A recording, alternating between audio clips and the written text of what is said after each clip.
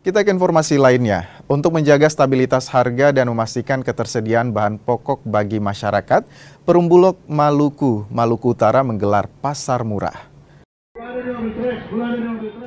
Pasar murah ini digelar di kawasan Air Besar, Kecamatan Sirimau, Kota Ambon, Maluku.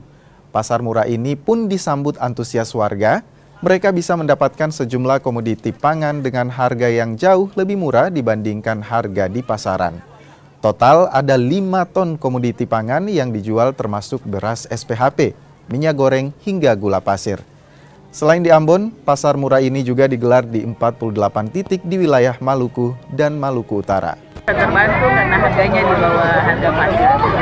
Tapi alhamdulillah sih juga dapat minyak kelapa dengan harga 15, yang harganya di pasar kan beda dengan harga ini. Terus gula, memang gula dia hampir sama saja, tapi ya lumayan lah. Harga berasnya dia di pasar kan 175, di sini 60. Di wilayah kerja Bulog Maluku, Maluku Utara, untuk di Maluku kita ada kurang lebih di 48 titik Maluku, Maluku Utara. Hari ini yang kita lakukan.